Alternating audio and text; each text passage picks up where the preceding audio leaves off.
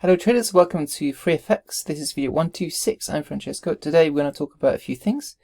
As you saw from my last video here, we talked in my last video on Monday. It was about volume. So the question was, does volume matter? And I sort of explored a few things to do with volume, how we can use it, what kind of types of indicators and things that we can put into that analysis. So just taking that out of the equation now, let's go straight into what happened today and specifically what happened this week, since obviously it's the end of the week. So I'd like to sort of wrap up the price action for the S&P or SPX 500.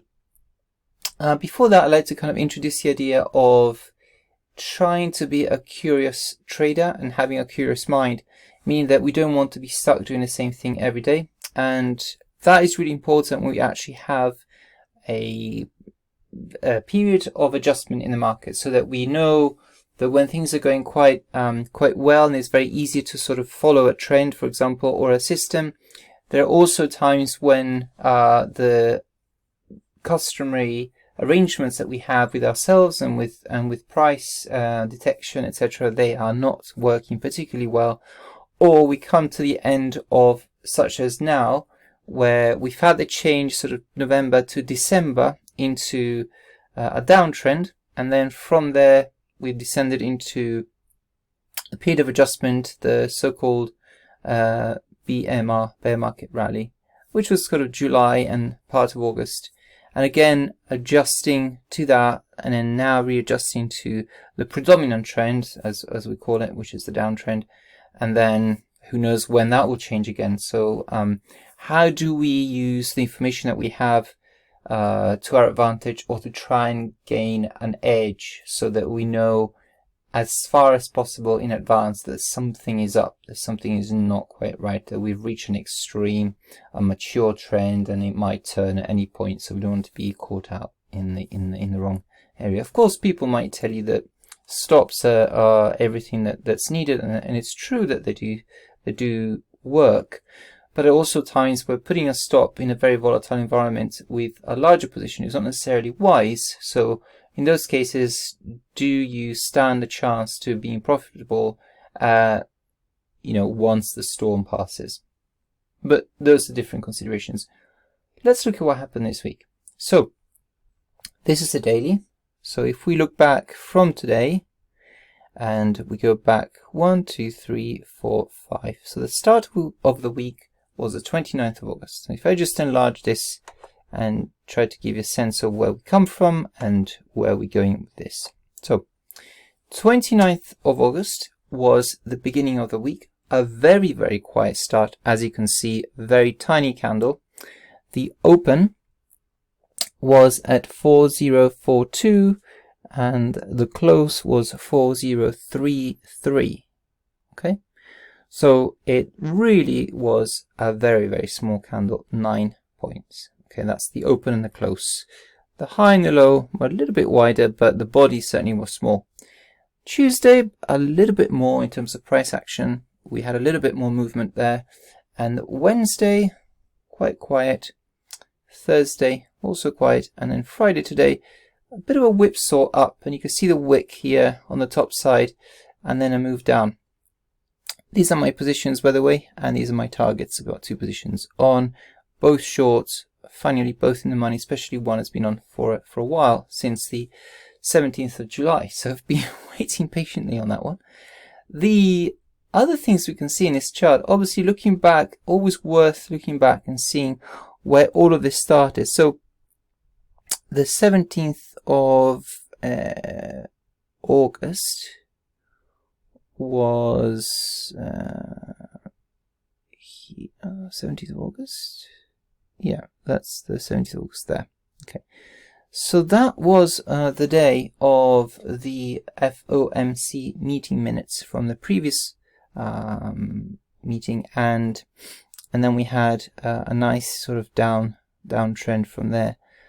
So after this rally that we had from the June low to the end of July into the first and second week in August, we've had this very, very quick descent. And as you can see, it's quite clear that we got ourselves a very similar situation to what happened in June, just before we had a pull up in price. Okay, and we can obviously count the number of red candles from the top. Here we've got 4 consecutive ones, then a little stall and an extra candle there, so 4 plus 1 with a little break in between. Here we've got about 1, 2, a break in between 3, 4, 5, 6, 7, 8, and probably 9. So a little bit longer in terms of the development of that particular move, but very similar in terms of shape. And what's really interesting as well is that we've had, if I just give you some sort of idea of where we come from, we certainly have a fair share of repetition of levels, and indeed a horizontal line would really highlight how close we are to previous. So if I put a line there, you can see that this high in June is not far off this high in August, although we've obviously peaked, but essentially you could say is a multi-week range. Okay, but that's not obviously the case necessarily. I just wanted to kind of highlight that, and we will delete this because we don't really need it. The other thing I was going to say to you was that the predominant trend has returned clearly. We've had this rally, and now we've got this return to trend to form. And I put in a poll the other day on Twitter, and it was whether we could get to 3830, which is down here, just where I'm pointing. Okay, which is just under my target for one of the trades. And that would take us to these levels that we've seen back here at the beginning of July. And that was going to be today with North Farm payrolls, 3830. We haven't got there. We got to 3904 was the low of today, as you can see from there. If you read the information at the top there, 3904 was the low.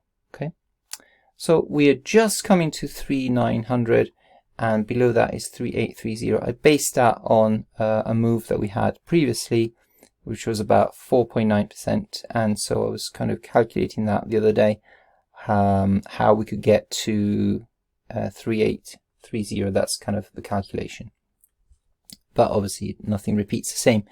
So my idea is that the Bollinger Bands here are expanding for 4 or 5 consecutive candles, and we've had already 4 or 5 consecutive candles.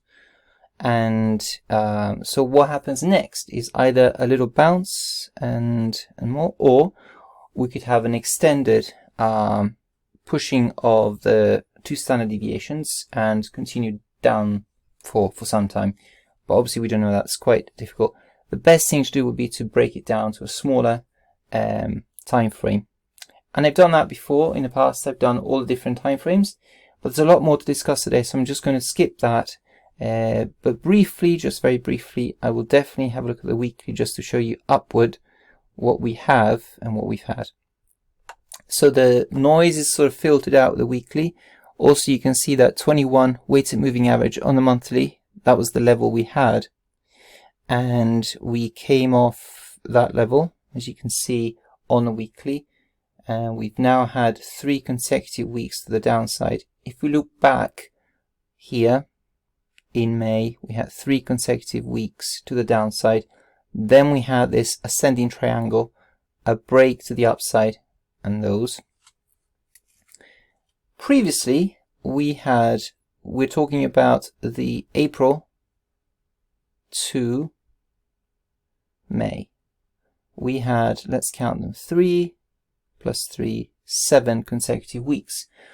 So what I was talking about, the Bollinger Bands, 2 standard deviations, lower bands being pushed down, that could continue for some time. Obviously not in a straight line, because every week we'll have to gradually form a progressive low, and then we have this sort of weekly view.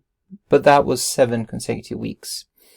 Then we had a bit more chop, and now we've got this potentially, we have this extension of the downtrend, and we've returned below the two moving averages, the basis, which is the orange, that's the 20 simple moving average, and then the 21 WMA.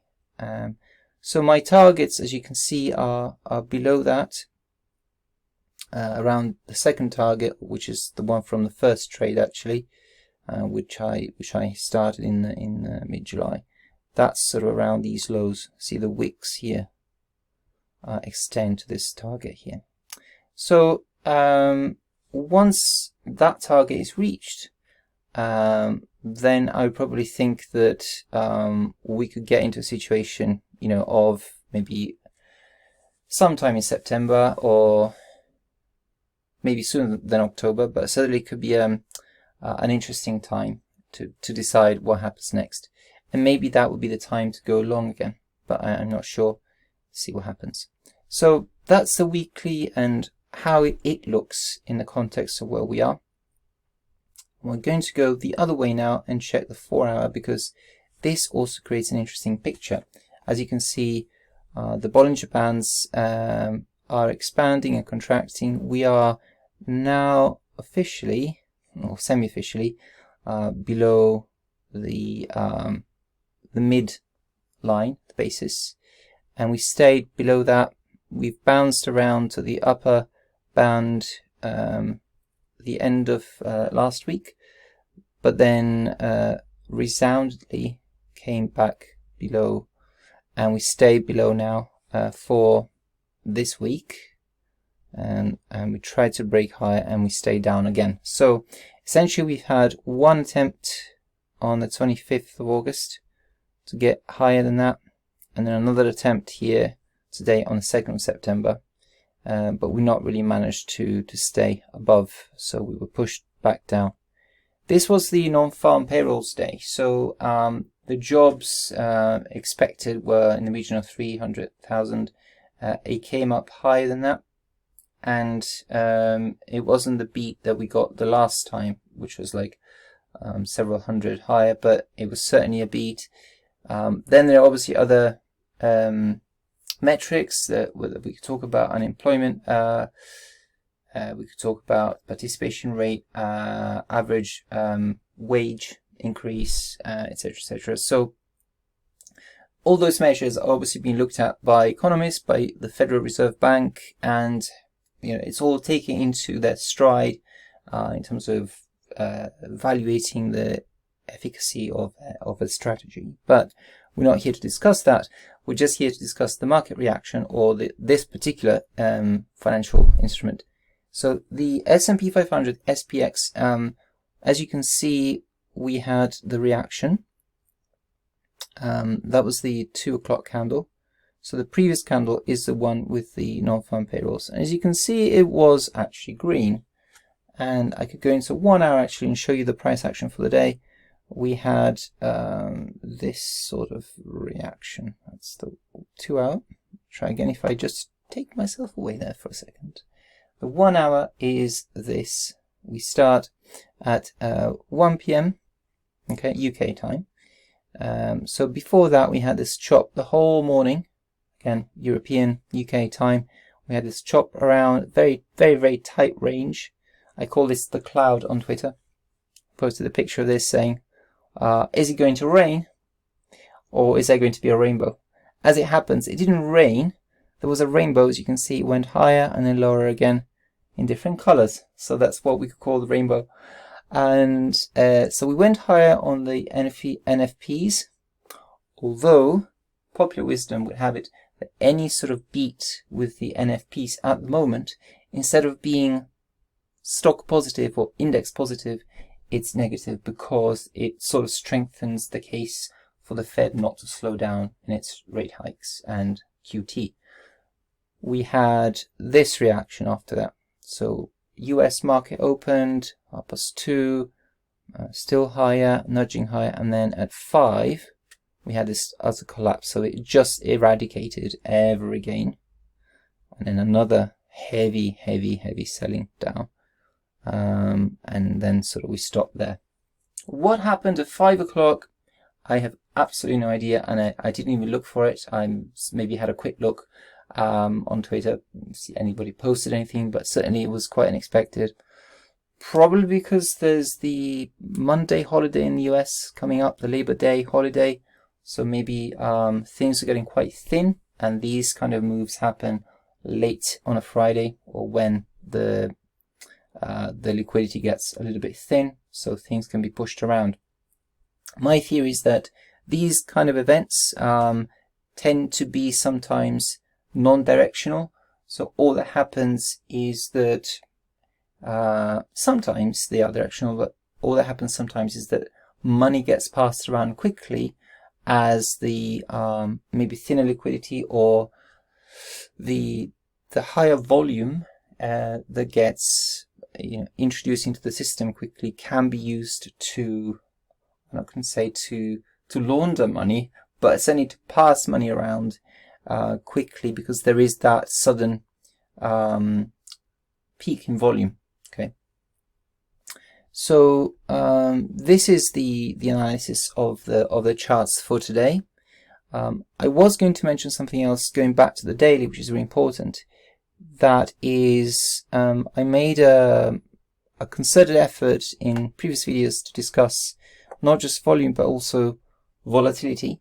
Indeed, as I was saying before, is very important as a sort of way to try to see where we're going with this. Generally speaking, as John Bollinger was saying in response to a tweet I put out a few weeks ago, is how the ATR is interacting with price, and how that has a sort of maybe some kind of, we could say that the ATR has some connection with the direction of price, so that although it's not options volatility like the VIX, for example, but certainly it seems to be the ATR, which is more like the actualized volatility, and it's to do with the trading range of the day, so what it's relating to price rather than the underlying asset, etc. This is higher when price is going down, so downtrending and ATR rising and so on, and the opposite. So as you can see, we had this bear market rally and the ATR dropping considerably. Now let's kind of put all that to one side and go back to what I was saying in one of my videos, which is simply that I put a line in the sand there at 70, and I said on the daily ATR 21 period, rising above 70 was key for the success of the next leg actually taking place, and the next leg would be the next leg lower down on the S&P. So, and I gave several times example that when we were rallying up in the latter part of 2021, so almost exactly a year ago, the ATR was below 70 on the daily, and we were quite contented there until we basically had this dip below. Price turned just at the start of the year, and the ATR just needed a little bit of catching up with price, and this took about 3 weeks. Now, I said in my previous video that we were coming to about 3 weeks at the end of this week. So, and just as we are at the end of this week, as you can see here, we are nudging higher on the ATR, and I'm just going to make it a little bit more obvious. As you can see, we are nudging higher and almost crossing that line. So that gives me some kind of sense that we are indeed coming to the end of a period where the ATR was suppressed, and that's the bear market rally period, and we are starting to pick up again. Which leads me to my next point about the VIX. So let me just hide this for a second and put the VIX back on. Now there's the VIX. Now the VIX has been quite peculiar because we had this long period of suppression, and then we had a flat period just about sort of 1950 there, and just recently, as we started to come down with price, and the VIX picked up. The VIX picked up to about 26 something, but just in the last three days, it's sort of flattened out, so it hasn't really picked up as it should have. And the ATR sort of started to nudge higher and crossed that 70 just, but the VIX hasn't. So we definitely need that pickup in volatility in the VIX and the options, and then sort of escalate that move lower to the next kind of momentum peak. So we don't have that yet. So, but that is definitely that turn in the ATR. It's definitely telling because it's taking a long time, and we've had about 3 weeks for that to turn. So it's definitely within expectations. The other thing I was going to show you, I had it on just a second ago. You might have noticed that I had something to do with the 10-year Treasuries, and that's the yield curve. So you can see we've had now analyzing this is very much for economists. I'm not going to pretend I can give a lot of commentary on this, but certainly we had a lot of talk about the 210 spread, so the 2-year and the 10-year, and whether there's a sort of recession signal in that, and better people than me can explain that very well. But all I was going to say was that the 10-year yield has obviously been accelerating, and they say that is the one to watch in terms of the stock market being on the negative foot. So that you can see this divergence there between the 10-year yield and the S&P, and we've had it before here in May, up and down. As this rises, the yields decrease, and so on. Now that is, it is tradable, obviously, but just looking at this from a chartist sort of point of view, which is what I'm here to do mostly, is that we've had the 10-year. I'm just going to make this a little bit smaller. There are these highs, about 3.46. Now we're at 3.19. Okay, so we've got a way to go to get back to these levels in June. Not impossible. So if we continue to see the 10-year rising as well, which is sort of not automatically just mirror version of the other, but there's a correlation there, obviously. As money moves away from riskier assets, it goes into safer fixed income like bonds, etc. So this is obviously going to be one to watch. So I just wanted to highlight that because it's being talked about a lot. You might have heard about it, and I just wanted to put that on the map. Now, as well as that, we have the COT.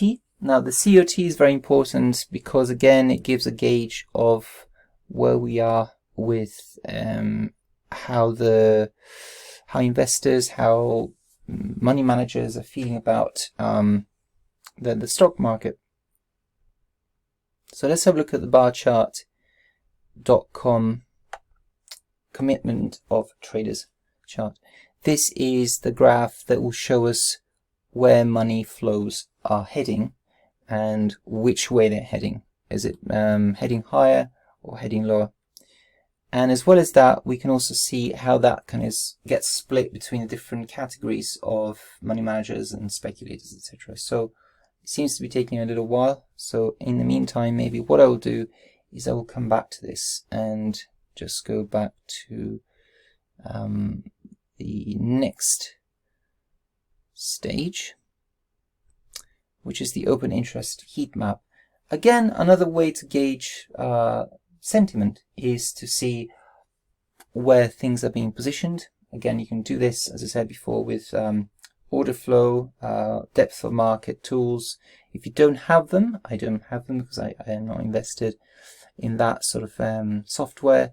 You can find ways to get that information in other channels, and one of them certainly is looking at what the options positioning is doing. So this is the CME group options for S&P E-minis. So we've got the current expiry contracts, September, and the Z is the December. So what I did, I sort of went up and down the strike prices. And so remember that the low of today, the low was 3904. And that would take us to this part here, 3905. Okay. There's not been a lot of change around those prices. The options, let's say the options community or the options market tends to be forward-looking. And so it's a very interesting, well, I mean, all market participants are forward-looking, but the options, the way the options work, etc., I think it certainly has that element because, you know, options kind of deteriorate, so to speak. So I think that there's something to do with that as well, that we have to look at options in a very kind of short-term way. They are very changeable in their positioning. And so I check this kind of regularly, and although I don't sort of do it methodically to take notes, but certainly things can change very quickly. So the more you look at it, the more you get sort of used to noticing big changes straight away. And one of the changes I noticed that we are at 3904 today was the low, which is down here. Okay. Now this is inverted, so as you go higher, actually it's lower prices. So on this map, you'll see that 3775 has had the biggest change because I've set the change tab there, change in percentage of calls. So a lot of these numbers, as you can see, are in the sort of 2 to 3 digits before the point, the decimals, and then this one is 4 digits, so into the thousands. Okay. So the big change here is in calls, so longs at 3775, and then if I go the other way, 3925, so we're quite low down. We're definitely very, very low down compared to price now. If I went lower, so 3775, and then if I went lower on this chart, which means higher in price, the next big change is here, 794 at 4015. Okay, so about 100 points higher and 150 points lower. Let's have a look at the 125. Let's have a look at the chart again. So we've got 3775 is down about here. Okay, so it tends to kind of coincide, it seems, with these lows that we had. Yeah, sort of early July lows anyway. Seems to be the level where a lot of these are being concentrated on. 3775 there. And then the other level, if you remember, I've wanted to kind of show you again, is calls at 4015. Okay, so it's not too far, but it's up. 4015 is up here. 4015 is roughly here. Okay, which seems to be a bit of a non-event. This sort of level, it's just above price. So maybe there was an idea of a bounce somewhere. 4015. Not entirely sure, but it seems to be a range between this high, 21st of July high, and sort of 13th of July low to buy, you know, going from here or there. But certainly this level seems to be quite significant. So I'm tempted to put a line there. Essentially, it's sort of between these two targets that I set out. So it's kind of almost like bang in the middle there. So kind of important as well, but I'm not going to crowd the chart too much. I'm just going to move on. So that's the open interest heat map sorted. I'm just going to head back to the COT chart, which doesn't seem to want to play ball. Let's see if I can get it to work this time. Okay, seems to have worked this time. Things are happening. All right, just very quickly, I've got 3 years on there on the map. I'm just going to extend that to 1 year. I think we don't need that much information. Let's make it 1 year. Okay, so we've got 1 year of data, and we can certainly do a lot of work with that because it gives us a good spread through time. Now, you will be familiar with the COT report, but we're going to look at the second half of the page, this sort of broken down into 4 categories. The red obviously is the commercial side, so-called sell side, the dealers, etc., that we don't want to really look at. What I'm interested in is to look at the green, the asset manager, institutional, and the leverage funds, the blue. The other reportables are important, but it's the middle two, the green and the blue here. So we're looking at this bottom half, and let's see if I can expand it a little bit. Okay, I think we just swap them around. This is at the top now. So the blue has been declining. Obviously, the leverage funds have been declining, and we just started picking up again here. What's interesting as well is the greens. So the asset managers have started sort of lining up with the commercials, the dealers. Okay. Generally speaking, as you can see throughout this period, and generally speaking for the aggregated sort of section of the graph, they tend to be opposites. But when we sort of break it down further, there has been a slight streamlining here of the sell side selling to the leverage funds, so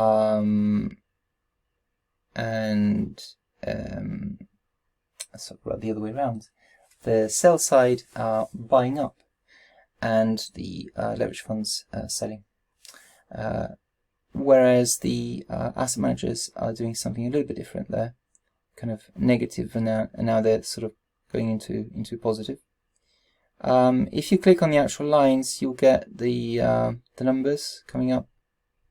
If I just move myself a little bit lower, I'll try here, for example. If I click on, or just hover on the line there, you should be able to see the data coming up on the screen. Yeah, that is flashing in numbers there with the different colors next to the top left. Okay, so you can see there's a slight turn there. We sort of bottomed out 17th of June, and we started sort of buying up 24th of August, 25th of August, 26th of August. So it looks like there's been a delayed response to the bear market rally, although not sort of building up those positions particularly quickly. But the interesting thing about that is that it's a mixed picture. I think it's not that clear that, and sometimes, you know, timing the market is a difficult game for experienced, shall we say, money managers as well. So this crowd, they say that retail traders should go contrarian to the retail trader crowd because they often get it wrong. But this crowd can get it wrong as well. And yes, they have more money to influence, but not one of them can really just move a market worth billions, trillions. It is a crowd mentality. So it's difficult to say whether this particularly represents the market, etc. So, but I just want to show you that because that resource is always good to see whether there's a turn in the trend. And certainly after weeks and months of this downtrend, there seems to be something turning there. Whether it will pan out that way and the S&P will start rallying, we don't know for sure. But I'm just going to close that because we spent a lot of time on that, and I just wanted to move on. Now, on another chart, actually, I just wanted to show you quickly. It's the this. It's a very interesting chart. It's been doing the rounds on Twitter, and this is the one that by Michael Kramer. Just giving a shout out to him. Works for MOTT Capital Management, MOTT CM. And a few weeks ago, he started posting this chart. Very interesting kind of juxtaposition of the two bear markets. The current one, downtrend of 2022, and the downtrend of 2008. But not just that, he sort of posted the whole year. So as you can see in the white, we've got the current S&P 500 in white, and this is where we're at, just this sort of on the cusp of September. And in the yellow, we've got the 2008 S&P 500. So you can see that there's quite a lot of overlap in terms of the price action, the way it's sort of modulated through through time. This chart has been reproduced around a bit on Twitter, but the original author here is Michael. So I just wanted to show you this from the source and acknowledge the author, because you know, other people have criticized this, saying that it just fits a particular narrative, because you can do the same to show the S&P 500 going up, essentially. So after the 2008 low here, we started sort of picking up again, and you could show that and say, well, look where we're going. The point is, you know, we know that overall financial markets go up, but you know, when there is a downturn, downtrend, then it's interesting to see how far it will continue, how low it will push, and looking at something that to me looks very convincingly similar to what we're experiencing now is important, because it gives you a sense. You can see here that there was this final dig down into lower levels in the latter part of the year, and I think that's where we're heading. So it's kind of for anybody who's sort of experienced a sense of, I mean, indeed, we just looked at the COT report there, graph on bar chart, and you can see that there's a sense that maybe money managers and leverage funds are turning around from that bear market rally into maybe positioning things differently. But then if you look at this and you think how the two can coincide, what we know may happen, and that sort of moving of capital back into a sort of stock positive mentality. But anyway, I digress. I just wanted to show you that. And the next thing actually that I wanted to talk about was how what is moving this index down is it is getting very expensive. It is going to get more expensive because that money supply provided by the Federal Reserve Bank through the purchase of bonds and mortgage-backed securities is not going to be there, or rather it's going to be much reduced from 9 trillion, etc., post-pandemic to a more balanced level, shall we say. And indeed, we've had a lot of speeches. And in my last video on Monday, I posted something about Mester, and she was interviewed by the Washington Post, and it was about, you know, it was a few days ago that she gave this interview, and it was, you know, very clearly stating the purpose of how the Federal Reserve looks at data and how inflation is the focus. And so now Mester is the chair of the Cleveland Federal Reserve Bank, and she's also the CEO at the Federal Reserve Bank of America. So very important. And also another very important person is another very important person is Brainard. Brainard is the vice chair of the Federal Reserve Bank of America, and that makes her speeches very important. Why am I bringing up Brainard? A, because she was possibly going to be named Fed chair. Now it's Powell, but she's the vice chair, so very important to hear what she has to say in this interview on CNBC just in June. So I know it's not particularly recent, but what you see from that particular writing there, that particular moment in the interview, says that they will do what's necessary to cut inflation, that you know, that she needs to see consistent data to show that inflation is down. And just at this point, she answers saying, I'm going to be looking to see on inflation a consistent string, so you can see the subtitles there, a consistent string of decelerating monthly print on core inflation, etc., etc. Okay, so very clear message there. I will put the link of that video in the description to this video, and I will move on to this, which is Gabriela Santos from JP Morgan being interviewed on, again, CNBC, and this is from the 31st of August, so it's of this week. And she talks about how there is no pivot from the Fed, how we are going to have to, you know, rates will have to go higher, QT is going to be coming in heavier as we go through the end of the year, etc., and that we're looking at 2023 possibly for rates to kind of stabilize, certainly not cuts, but certainly not cutting this year. So anyway, another really interesting interview, again from a kind of investment bank kind of perspective, but still kind of gives you a sense how things are shaping up.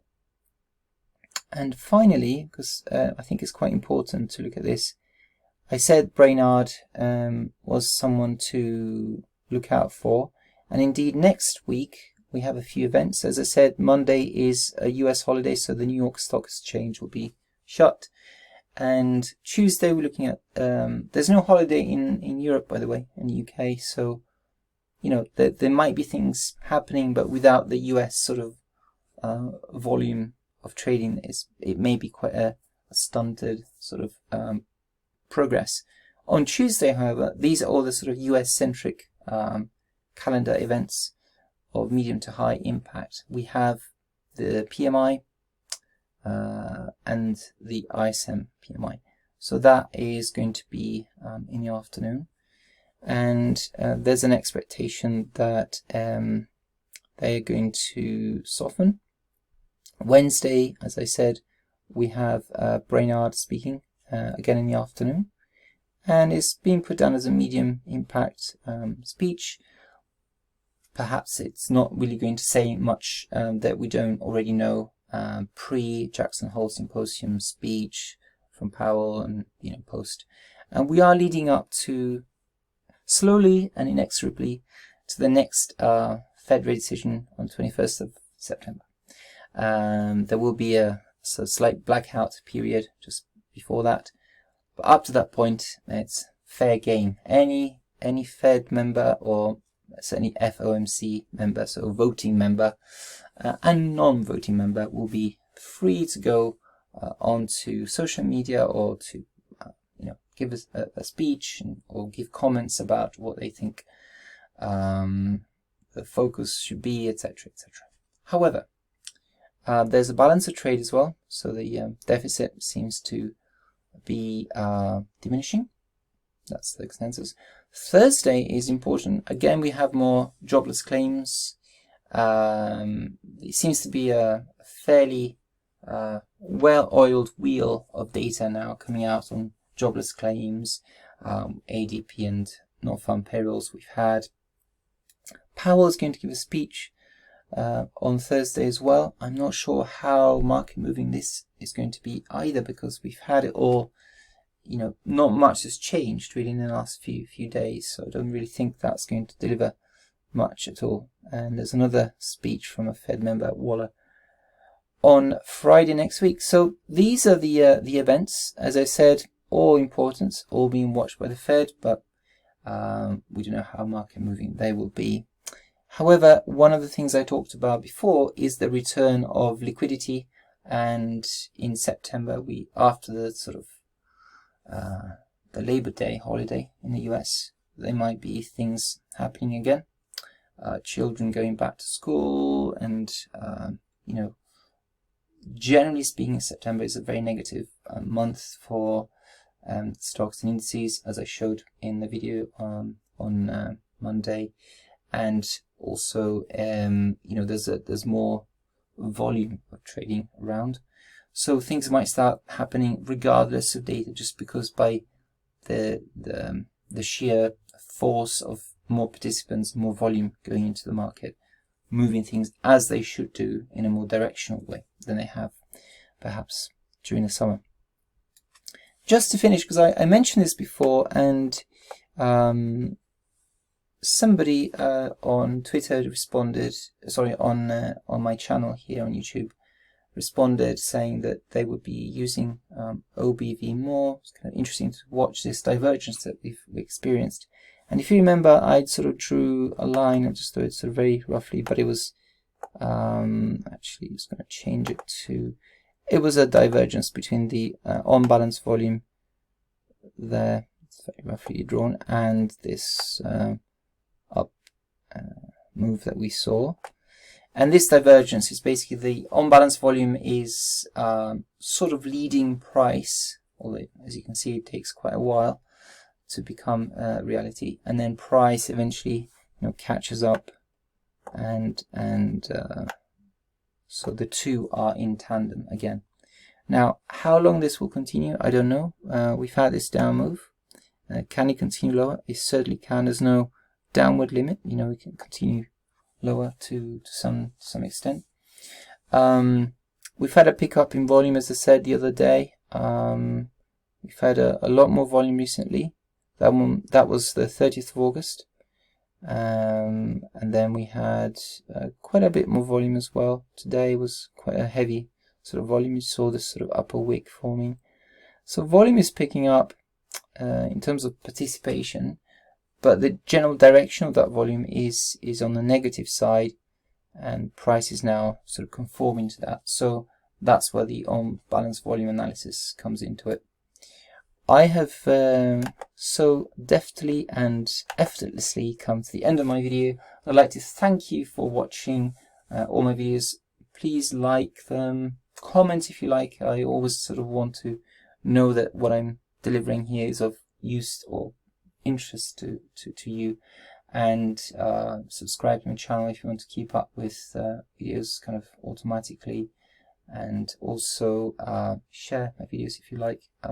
Anything you find interesting, again, if you want to comment on that, I'll put all the links and the timestamps in the description every time. So my next video will be on Monday next week. I look forward to seeing what happens on a very quiet US Labor Day, but you never know. So there might be a very short video or not. Have a great weekend. I will see you next week. Take care from FreeFX. Goodbye.